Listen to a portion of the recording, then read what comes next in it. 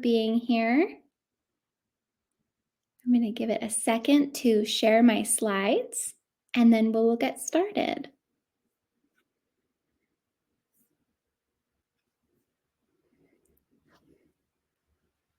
Oh, actually, we're going to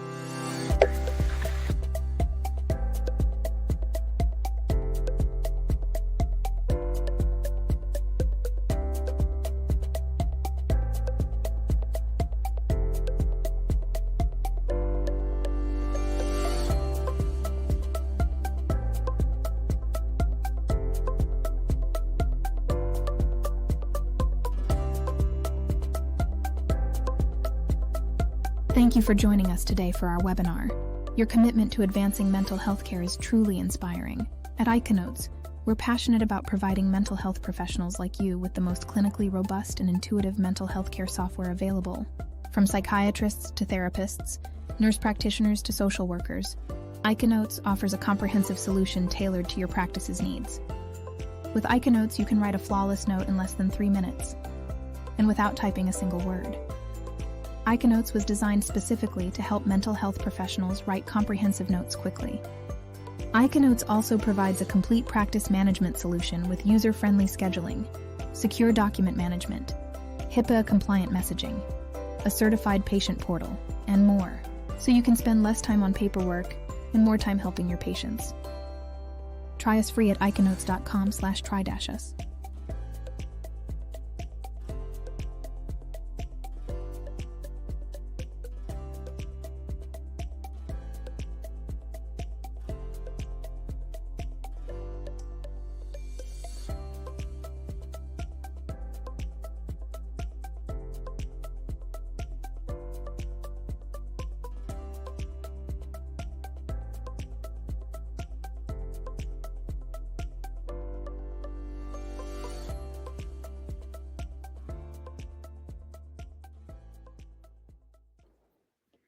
welcome everyone. Thank you so much for being here. While we get the slides ready, why don't you drop in the chat where you're coming from and what your clinical practice looks like. Are you a grief counselor? Are you a primary therapist? Do you work with kiddos? Do you work with the elderly? Tell me a little bit about who you are. And I'm so excited to talk to you today about the companioning model of grief. So once we get those slides shared, okay, perfect. Welcome everyone. Thank you for dropping your information in the chat. It's good to see you. Denver, yes. Okay, well, good morning, everyone. I was just talking to someone this morning to say that this is my favorite thing to talk about, so I can't wait to get started. Just really thrilled that everyone's letting me know who you are and what you do. Registered social worker, grad program. Thank you for being here and thank you for learning this morning with me. Military families, wow. Thank you for being here. Well, to get started, my name is Kaylee Cron. I am a licensed master social worker and a certified grief counselor with the American Institute for Healthcare Professionals. I have been a grief counselor for a total of 12 years. My passion for grief work really was born through personal lived experience. And I got a job right out of my master's program doing grief counseling for a local nonprofit hospice. And I will say that for the first year or so, I was really guessing my way through this role, trying to figure out what is it that grief counseling really is. I was trying CBT, I was trying DBT, I was trying narrative. And I was just feeling like there was something that wasn't clicking between what I was doing and what my clients were needing. And it wasn't until my hospice sent me to a training with Dr. Alan Wolfelt, who founded the companioning model of grief, that everything clicked. That the companioning model of grief really connected for me what I wanted to be and how I wanted to make my clients feel throughout their grief journey. So my work at hospice was beautiful. I did that for many years. I will always say that is the honor of my life, to walk with people through grief. Now, in this new phase of my life, I do a lot of speaking engagements, trainings, grief groups, classes, to kind of just get more of the word out of how we, as just regular people, and then at that another layer of clinicians, all inherently have what we need to support people through grief. And so I just really love to empower people through the companioning model, because it drove my practice and it became the top modality I used, in addition to kind of the underpinnings of having a social work license, knowing how to do therapy. I think that underbelly of like knowing the skills that if you're using companioning, sometimes you draw those therapeutic skills, right? But this model really allows anyone to be a companion of grief. And that's a really important distinction there.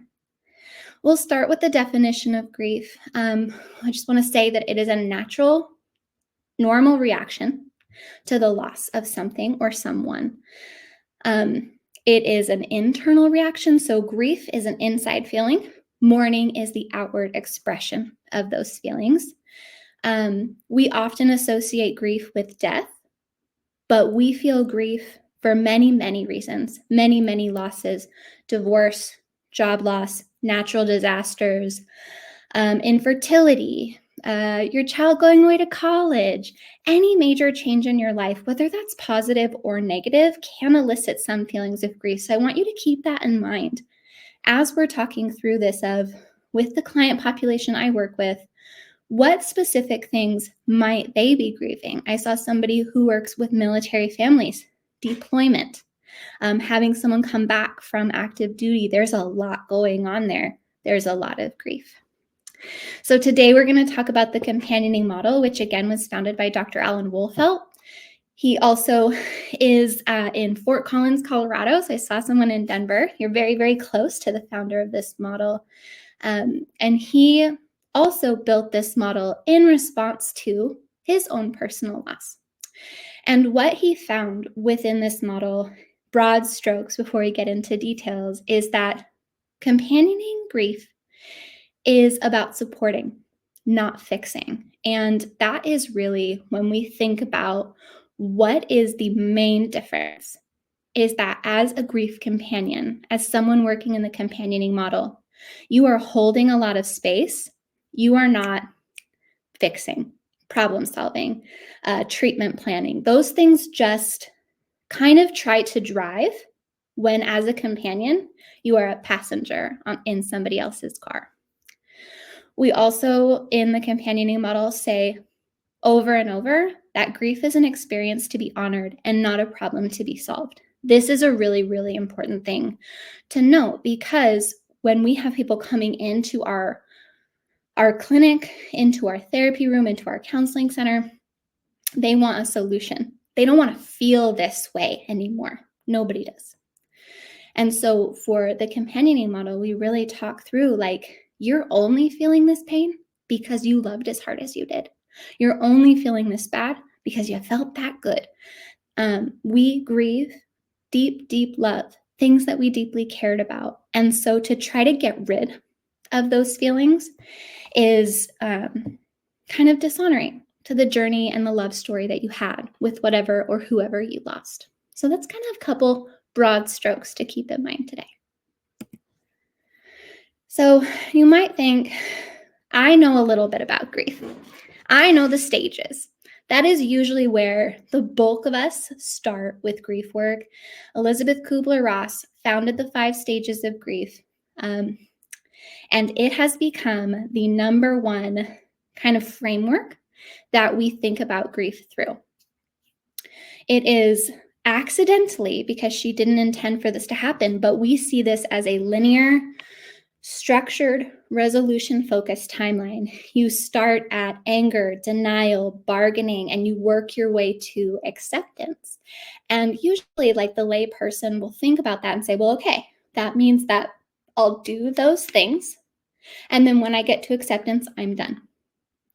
And it also frames the clinician as the expert guiding this journey. So instead of The client kind of knowing what's best and what's in their heart. The clinician would drive, okay, where are you at? What stage? What do we need to work through? What do we need to dig into? And kind of directs that journey. With the companioning model, we really focus on the bereaved being the expert of their own experience. So what I always say, and if somebody's like, what's companioning? It's as the clinician, as the companion, I am not the expert of your grief. You are. So why don't you tell me your story and I'll walk alongside you. Of course, as the professional, as the companion, I'm providing support along the way, but I'm not driving. I'm not directing. I'm wondering. I'm curious. I'm reflecting back. I'm asking questions. I'm helping them dig deeper, but I am not driving. And that is a very important component. We say that the companion is a supportive presence versus a therapist, a clinician, the leader. So we have a couple core principles of the companioning model.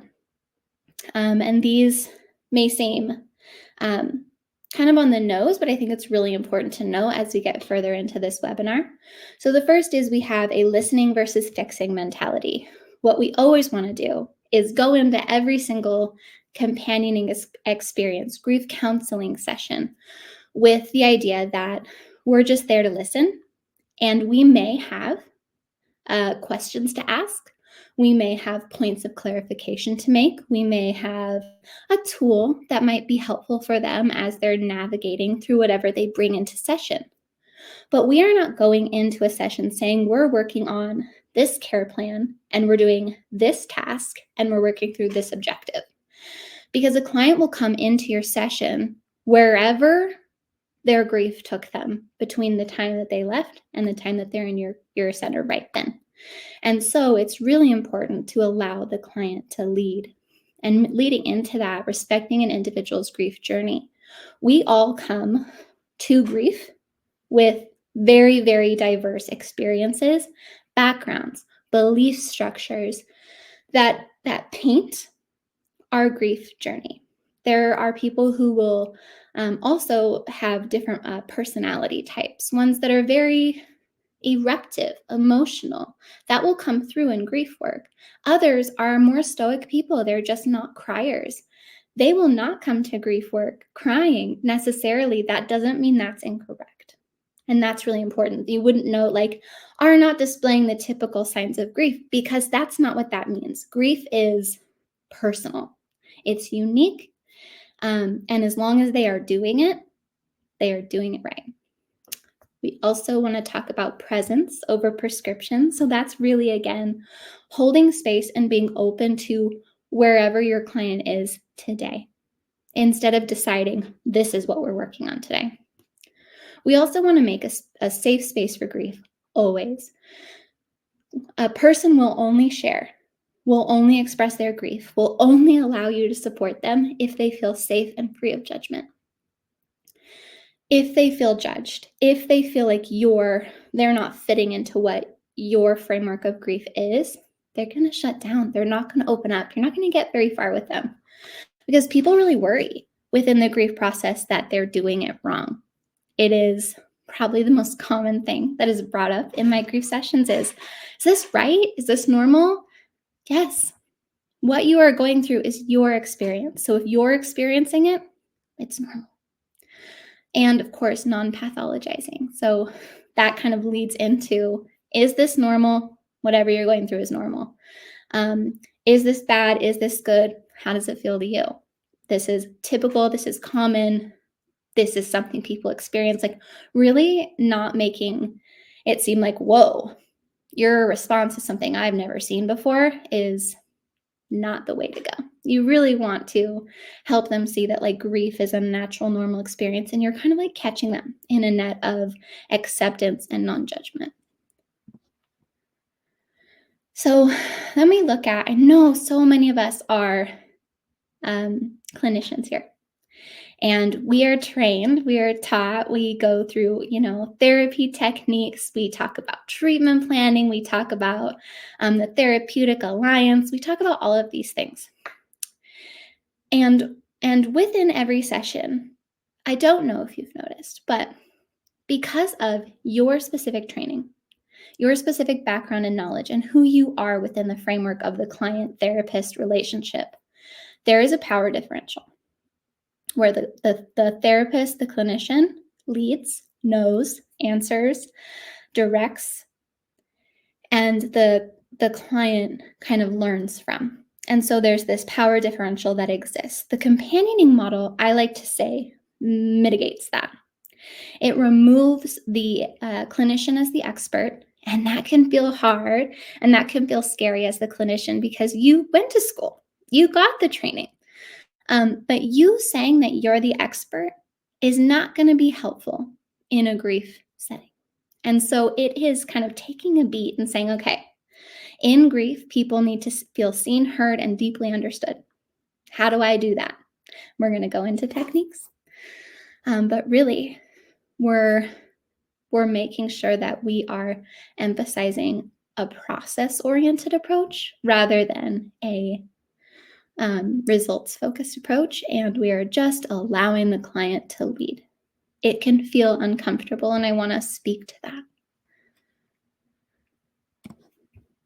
So now we're going to get into techniques for clinicians, and what I do want to say, the underpinning of every single one of these techniques is something that I don't call it in companioning work. It is called compassionate curiosity.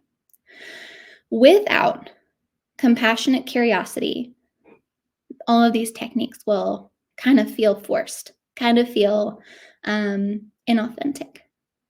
Authenticity is essential. Being compassionately curious about your client's experience, what they're thinking, how they're feeling, what's making them feel that way, will help kind of guide. You're a human being, and you're sitting with someone who just went through the worst thing that they'll ever go through in their mind today. If they don't feel like you truly care about the questions you're asking, about the journey they're going on, this will not work. So within every single one of these techniques, think about the compassionate curiosity you can hold. So the first is active listening. We have, a couple techniques that we can use. So within the companioning model, just like every other modality, we can kind of click in things that work well, that really allow for open communication, a client to dig deeper. So each of these, reflective listening, open-ended questions, and an appropriate use of silence, takes your conversations from pretty surface. How are you? How are you feeling? What did you go through this week? What was hard for you? That's all pretty surface. Into why did it feel that way? What's bringing that about? How did that start for you? What kind of memories are you having that are bringing up these thoughts from way back when? You are pulling them deeper and deeper in by being quiet as much as possible, reflecting back what they're saying, and asking questions that are compassionately curious about what they're talking about. Again, you're not leading, but you're helping them dig a little deeper every time. I think appropriate use of silence can also feel really uncomfortable. Again, as a human being, it is really hard to sit in silence. But with grief work, and I think you'll find in clinical practice in general, when we be quiet, our clients will typically go deeper as long as they feel safe, as long as they don't feel judged, and as long as you're asking questions that are compassionately curious. So we also have an emotional presence. As I mentioned at the very beginning, my work, my grief work, came from a personal experience with deep, deep grief. I see my personal experience with grief work as the best tool I have to show empathetic responses, to be able to put myself in my client's shoes, to reflect, how did I feel in that situation? How might they be feeling? And asking those questions because I am invested in their story just as much as I was invested in mine. As a clinician, we're also taught to remove yourself. Tell me if this resonates. Leave yourself at the door. Leave your personal stuff at the door. That is true to an extent, always, always. But as a grief companion, your personal experience is a superpower. It helps you see clearer into the deeply painful experience that is grief because you have lived that. So that empathetic engagement is you are genuinely caring for the person in your office. You want to know what's going on with them. You are present with their emotions. You are reacting when appropriate. I'm a crier. Like, I get really teary when I am reflecting back the strong emotions that I'm hearing, seeing, noticing. And in some cases, in some clinical settings, like if I was working in adult behavioral health, that is not appropriate, which is how I know grief work was the right spot for me because I cannot disconnect those personal emotions and how deeply I feel with how deeply my client's feeling. And that put together is showing them I am here with you. I am impacted by your story. It is a powerful story, and what you are going through is hard. That is important. So we also have validation of grief experiences. We want to know, as the client, that what we're feeling is okay, that what we're going through is normal, that we're not doing it wrong, that the feelings that we're having aren't good, bad. They are tools that are used to help our grief work its way through our bodies. We also want to address isolation. It is really isolating to be a griever. Have you heard that song by Herman's Hermits? Very old song. But it basically says, "Why does the world keep on turning now that I've lost you?" Feels paused, yet everyone around you is going on like nothing has changed, is deeply isolating. You don't feel like people can understand what you're going through. You do feel deeply alone. And this really is difficult for people because in grief we need connection. Next, we have non-directive support. So of course, as I've mentioned, you're not in charge here. And that is really uncomfortable as a clinician.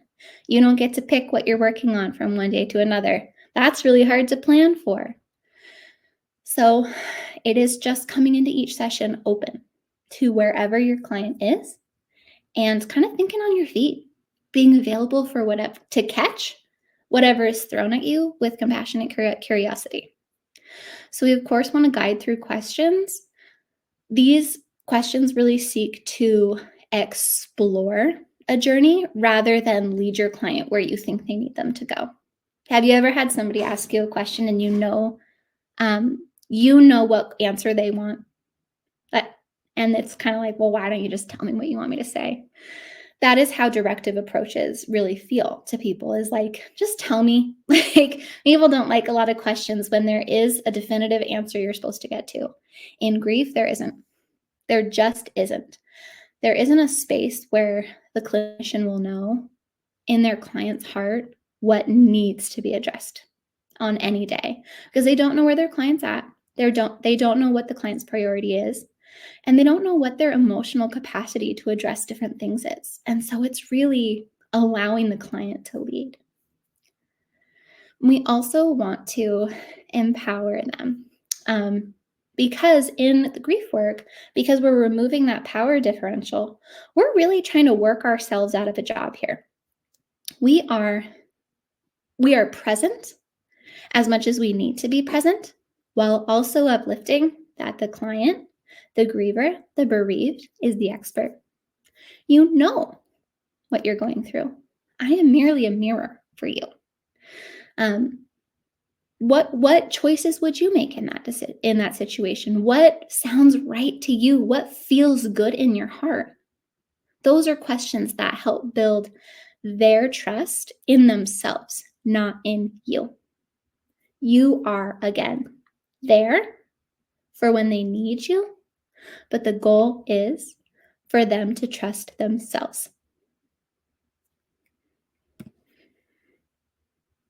Following their lead, this is kind of a theme throughout. You have a flexible session structure, meaning that generalities, you're hoping that you are creating, like, what is the goal of the session? The goal of the session within this flexible structure is to create a safe space for grief, to meet your client where they're at, wherever they're at, and walk alongside them. We need to be adaptive. We don't get to pick. You could have had your client in your office the week before and they were feeling really good. And they really wanted to work through, how am I going to address some hard conversations with family members that I felt didn't support me in my grief? That's like big stuff. And you could say, as the clinician, like, that's what we're going to work on next week. Your client comes in and they are not okay. And they are deeply grieving, or they're deeply angry at the person who died, or the doctors, or anyone, or at themselves. They're feeling massive guilt. That drops all plans you had for that session. So it's good to just walk in open to whatever may come, and embracing that uncertainty, because it can feel uncomfortable. Like, well, gosh, every time they walk in, I'm like, not sure what we're going to work on. Yeah. And they aren't either. And they're not controlling that. They are not in control of their grief. Their grief is in control of them, because their grief needs what the grief needs. And so you just walk in with an openness and a trust in yourself to be able to support your client with whatever they've got going on, because you're a person, you're a human, and you're going to be compassionately curious. So again, to kind of bookend this, we are doing it a little different than traditional therapy, right? We are process-oriented over outcome-oriented. There is no timeline for grief. Grief is forever. Grief creates a schism in the timeline, a change to the story your client is telling for the rest of their life. So grief is not a problem to be solved and kind of said, okay, check off, we're no longer grieving. There is no end. You are fundamentally changed by the losses you have suffered and by the grief that you experience. And so ending feels really different for these kind of approaches. It feels like, you know what? I'm confident that I can do this on my own is awesome. And other times they will just stop coming. And you have to trust that you gave them what they needed when they needed it, and they don't need it anymore. And if they need it again, they'll be back. Always focusing on relationship building over treatment planning is a really important component. We want to make sure that under everything, the client trusts us, does not feel judged by us, and feels understood by us. And that is how we can predict that it's going to be a successful relationship, because they feel connected. Companioning work works. I think what's important to remember is that this is relationship. This is building a support person in often a very unsupported field. We know that strong therapeutic relationships account for about 30% of treatment effectiveness. So if you are focusing on making sure they feel seen, heard, and understood, not judged, and that they want to come back to you, that they feel safe with you to go deeper and deeper and deeper, you're doing it right. The measurable is hard to pin on. Clients do feel good when they feel seen, heard, and understood. So they're going to be satisfied with the work that you've done. They also are able to accept that their grief is not linear. These things don't happen in order. And that they know that they're capable to address what they need to address when they need to address it. That's success. So even though from the outside, you zoom out and you say, so you just sit there and listen, you just let them pick whatever they want to talk about, that seems really easy. It's not. It's really hard to be a companion in grief, because we're working against a culture and training that teaches us kind of the opposite. Our culture wants to fix the problem. As a clinician, you want to work toward a resolution, outcomes, right? in companioning, we have to let go of being the fixer. That we are trained as clinicians to diagnose what's going on, create a treatment plan, work through objectives, and work toward discharge. To be able to say, I worked through my anxiety and now I know how to deal with it. When we're in companioning, we are not fixing. It is not our job to fix their grief. It is our job to hold space for that grief while they work through what their grief needs. The impact of taking away that fixer mindset is that we are holding space and we are being with our clients while they are working it out on their own because they are capable of that. Humans, for the entirety of our existence, have grieved. And it is only recently that they have needed grief counseling. So we kind of have to go back in time and uplift, normalize conversations, let them process through, give them the time and space that's needed. Okay. This one's also really hard. And I think as clinicians, we say like, no, like I deal with really heavy stuff on a regular basis. Grief is profoundly painful. It is a fragmentation of a person, of their heart and soul, of their relationships, of their role in life. They are shattered. And within that shattering, there is a lot of really scary things that can be brought up in a counseling session. Thoughts around suicide. I don't even know if I want to be here anymore. I think I caused this person's death. I don't know how to exist on this planet anymore. I'm not eating. I'm not sleeping. Like there are profoundly scary conversations that you're having. And it is difficult to hold space for that depth of pain because, and I think this is a really important thing to note, as a person companioning someone in grief, you will, if you haven't already experienced a deeply painful grief experience that makes you relate to what they're saying, and every single time they say it, you will. And that's not a threat, it's a promise. We will grieve because we do love. And so that's really why even culturally, people don't support each other in grief, is because what they're sharing, those deep feelings, that deep pain, is scary because it could happen to you.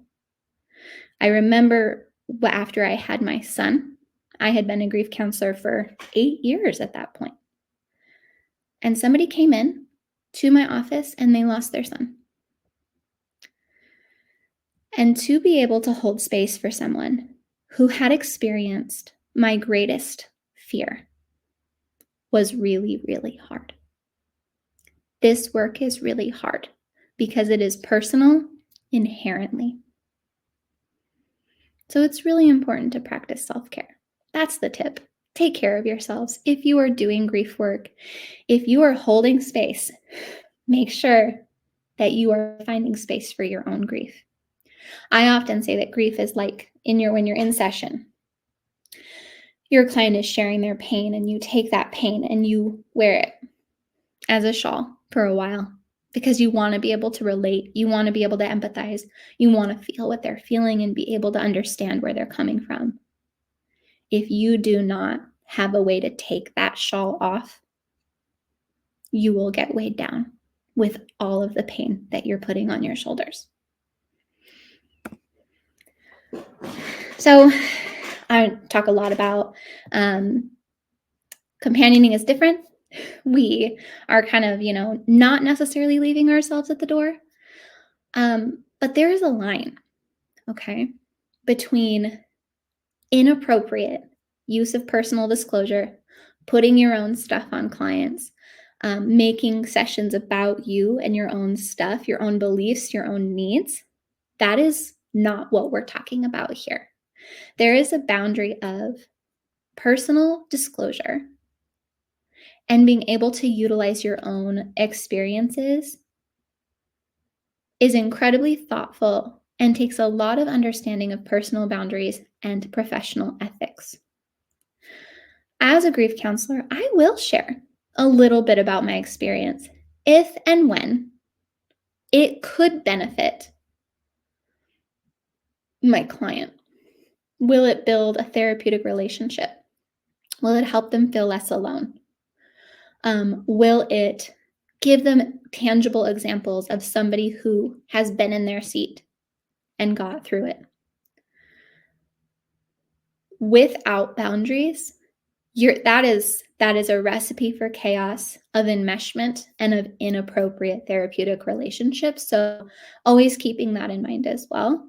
Before you're sharing, before you're disclosing about yourself, ask, why am I doing this? Is this for me or is it for my client? If it's for you, don't share and go get your own help. Go get your own support. Do the self-care. You shouldn't need to put that on your clients. And if you do feel the need to, you got to go get some help. And that's okay. There's nothing wrong with that. And a nonlinear process for grief. As I've mentioned, grief has no end. It doesn't happen in stages. You cannot measure relief of grief symptoms. These things are just not possible because grief is intermittently painful for a number of reasons that are only personal to the individual that you're working with. So it is hard to measure. How is it going? But week after week, the question is, was I able to provide a safe space where they felt seen, heard, and understood? You know that that's a success because they have a willingness to engage with you. They come back. They share with you. They go deeper. That's success. And it can feel difficult week after week, potentially year after year, to see someone potentially who went through a very traumatic loss come back for years and still be feeling that acute grief like it happened yesterday. And we do every once in a while. If you have gone through a deeply, deeply painful loss, you know that there are still days that are hard. There are milestones that are hard. There are life events that are painted over with the loss you have suffered. That is normal. We are never done grieving. We are forever changed by the grief we've experienced. And I've said this, safe space in every grief session. Seen, heard, understood, not judged. Compassionate curiosity. People walk into that room and it is a place where they can let it all down. Because in real life, when someone asks, how are you? Typically they want you to say, I'm good, feeling better every day. I'm doing all right. And that might not always be true for them. When they come into your session, you say, how are you doing today? How have things been going? And they're able to let it out, let their guard down, answer you honestly. You are creating a safe space. And it is so essential because you can't work through grief in a state of judgment. And again, as clinicians, it's very, very difficult not to pathologize grief. This is complex. This is traumatic. This is complicated. This is prolonged persistent bereavement disorder. It's really hard. But when we pathologize, we indicate that grief is a disorder, that it is to be treated, medicated, and that is not what grief needs. Grief is an experience. It is its own entity. It's an energy that needs to be honored and thought through and talked about and supported. So it really does take a shift in our fundamental understanding of like, what are we doing here? What is this session for? Because people don't want to feel like they have a disorder because somebody that they love deeply died and they're hurting from it. When I say it that way, that seems silly, right? So I I'm so proud of myself. I left a lot of time for questions. But I do want to, again, reiterate that this model was founded and continues to be taught on exclusively by Dr. Alan Wolfelt. He has written more books than I can count to, in a yurt in Fort Collins. So any type of grief that you may be working with your clients, there's a book for that. There is a specific companioning book for that. Divorce, military families, suicide loss, child loss. Go to his website, so centerforloss.com. Get some books. Learn. Support. Companioning work is important. It's essential. And it can be layered on top of your clinical practice to really deepen the work you do within the grief sphere, which is everywhere. Like, people are grieving all the time. Also, as I mentioned, I got to go and train under Dr. Wolfelt. Those trainings are available. He does them year-round, all around companioning the bereaved, and it is a deeply life-changing experience. Deeply life-changing. I left my course with him. It was a 4-day, very serious, very hard. And as I mentioned, I had personal loss experience, as did everybody else in that room. And I called my husband on the phone and I just cried. And I told him like how I was feeling and what I was going through. A couple days later, he told me, I've never heard you sound so relieved. And that is how I wanted every single person to feel coming to my grief work when they were done with me, when they were done with the session, when they looked back on their time. I wanted them to feel relief. And that really drives my practice. So if you're at all more interested, please go to the website. They put it in the chat.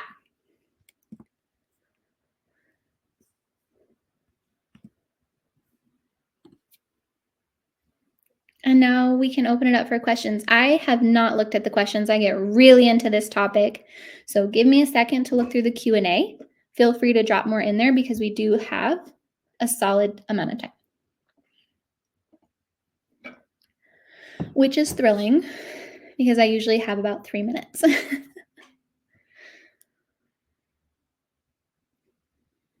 Okay, so I have one question in the Q&A. Feel free to drop more in the Q&A. But the question is, do you apply the same framework to ambiguous grief, where grief is triggered by ongoing and recurrent events? That is a really hard question because in a perfect world, we experience a loss and it's contained, and then we get to process that loss. We get to work through that loss. We get to talk about it from an outside perspective of it's not happening to me right now. And so it gives you distance and it gives you perspective. And that's amazing. That's amazing. That's best case scenario in grief work. But most of the time, many times, we are working with people who are grieving things that are continuing to happen because grief is always happening, right? So ambiguous grief, let me think of an example of this.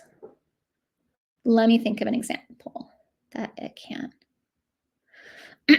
Okay. Last webinar, we talked about intimate partner violence. We talked about narcissistic abuse. And so within that framework of grieving the relationship that you are currently having, there's a line between sometimes when you're in the middle of something deeply painful, traumatizing, difficult, you're in survival mode.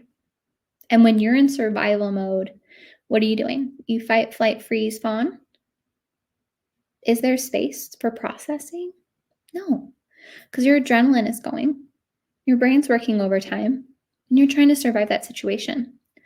That is not when grief work happens, right?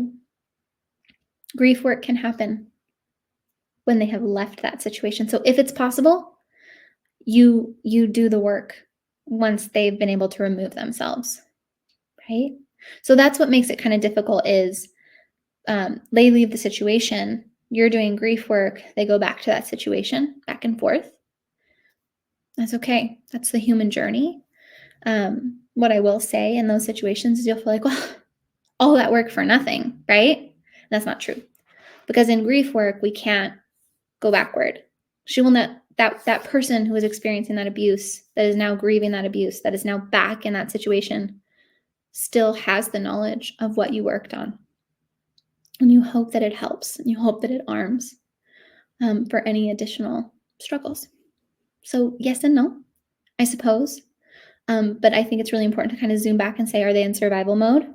Because that's not when grief work can actually happen. Because you got to get really like thoughtful and wondering, and when you are in fight, flight, freeze, or fawn, you can't. Your brain is not on board for that. The next question is, how do you meet insurance requirements without a treatment plan, goals, etc.? I think that's like a really good question. You still have to create a treatment plan, but they look different, right? So, and this is so exciting because we will be doing a whole series on documentation, and as a grief counselor, like it will kind of be painted through my lens, and so please keep an eye out for that early next year. But there has been like kind of a historical structure to that. If you're treating grief, typically we have to bill for like acute stress, or there was another one. I don't think it exists anymore, but really like you have to find like the code that meets that person's experience. And for a long time it was acute stress disorder. Now I do believe complex persistent bereavement disorder is something that you can bill for. I have my own personal feelings about that, but that is kind of like the code, right? And then for treatment planning, it's broader. Instead of we will resolve feelings of grief within the treatment plan, you will say, we will create a safe space where the client feels safe to express their emotions, right? So your treatment plan, like goals are they're not based in resolution or like them like solving it. It's based in the process that you're going through, and like, are you creating a safe space? Do they feel safe to go deeper into the conversation? Client will process their grief verbally. The client will express their feelings in a way that feels authentic to them. Those are the goals, versus they will feel better. They will be done with grief. That is what I'm saying, is we're not doing that, but we can absolutely chart and document within the structure of what we have to for those requirements, which is like, and that was 2 questions. So thank you for those questions. That's a hard one. And for a long time, grief work it just isn't covered under insurance, which is very frustrating because everyone is grieving all the time. So a lot of time people, if they were going to get grief support, it would have to be out of pocket. So then that creates financial barriers for people to get support. I was very lucky in that I worked for a nonprofit hospice where we did not have to bill, because bereavement care within the hospice benefit is free. And so we never really had to code things, but I always, of course, did treatment plan and note taking. So I was very lucky in that sense. But when you're in a clinical setting and that is a requirement, you have to bill Medicaid, Medicare, insurance. You can still do that while still maintaining this companioning model. Okay, next question. How do you determine with your client if you should use the transitional grief model and the companioning model, and which switch models? And you can switch models once the process has started. I think if I'm understanding is like, how do you know what modality to use and when? And that's a really good question. I think about like when I do grief work, it is deeply important for me personally to have a good collection of modalities that I can use. So whether it is CBT, transitional grief model, let's see what narrative therapy, So you have kind of the 5 stages of grief, Warden's tasks of mourning. So you kind of have this like educational knowledge and ability to use these tools in your toolbox, right? You can see all of those as just a tool that you can use within the companioning model. The model is a framework of how you are relating to your client and the journey that you're going on. And so a client will come into your office and they will have specific needs. So, like, I'll give you an example. I had a client come in, as a man, and he was like, he had lost his wife, and he said, I need you to tell me what stage of grief I'm in and what I'm supposed to do, like, to get through it. Right. And for me, I'm like, well, I don't subscribe to that alone, but thank goodness I knew what he was talking about and that I could use the skills I had of like my knowledge about Kubler-Ross, about the stages, while also maintaining that companioning model of here's what I know because you're asking me a direct question. How does that sound to you? How does that resonate? Why don't you tell me about your journey? And I can kind of understand deeper. And so it kind of helped to have that knowledge so that he trusted me, so that he felt like I was a professional grief worker, right? But companioning is more about how we relate to our clients than what tools we use.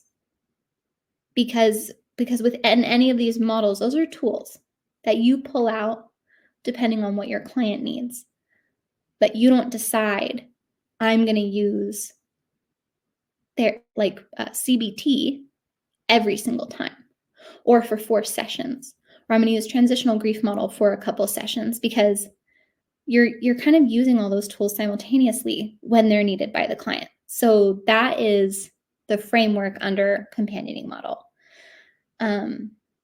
Versus, imagine using like the companioning model of like, you're the expert on your grief. We're going to walk alongside, you lead, you do what you want. And then a couple sessions through, you switch to a more directive approach.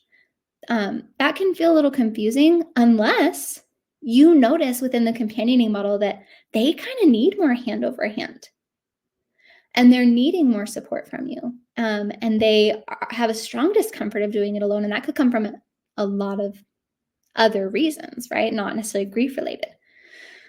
So you have to use your judgment, but the overlay is always, what does the client need?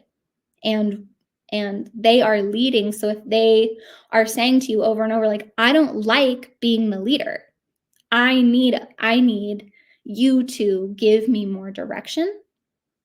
As a companion, you're like, okay, if that is what you need, that's what we'll do. While always keeping in mind for how do I make sure that my client is still feeling empowered and like they have the ability and the knowledge and what they need to get through this on their own. I hope that's like, it's a really complicated answer of like, it depends on a number of things. But the companioning model is a framework of which how you see the work you're doing.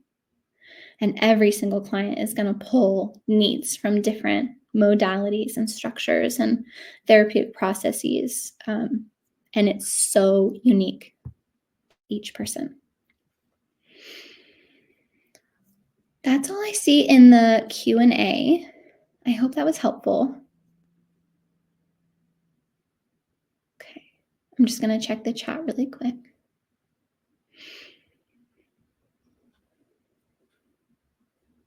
Great.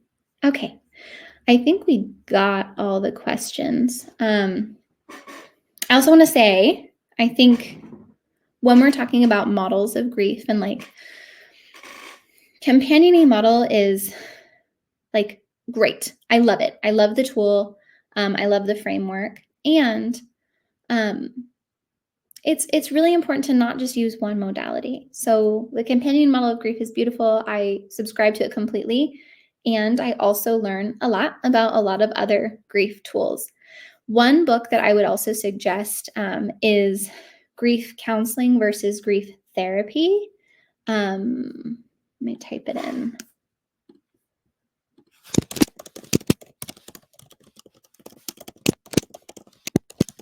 and I think it's by, I'm like about to look in my bookshelf, but it's one of the better books where it talks about like when a person needs a higher acuity of grief support, when there is trauma, when it is co-occurring with other mental health conditions, grief therapy is more directive, and it is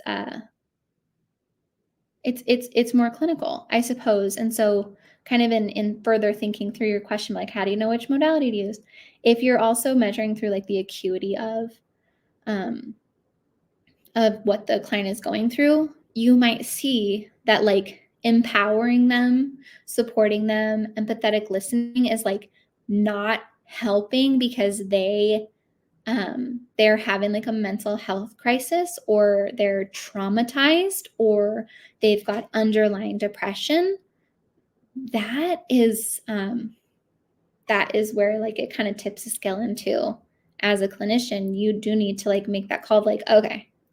And if you're not the clinician to do grief therapy, because that's a completely different framework, to be able to refer out. So I hope that's helpful. And I don't see any other questions. So I suppose I just want to say thank you all for your interest in coming to this webinar specifically. It is a topic that is very close to my heart. If you have any remaining questions, please feel free to email me.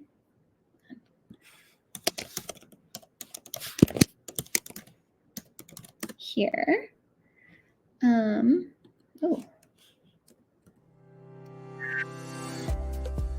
Thank you for watching today. We hope you enjoyed our webinar.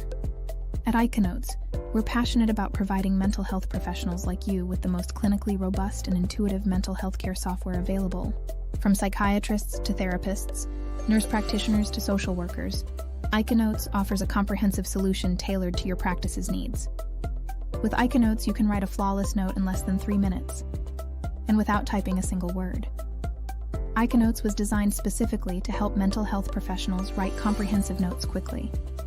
Iconotes also provides a complete practice management solution with user-friendly scheduling, secure document management, HIPAA-compliant messaging, a certified patient portal, and more, so you can spend less time on paperwork and more time helping your patients. Try us free at iconotes.com/try-us.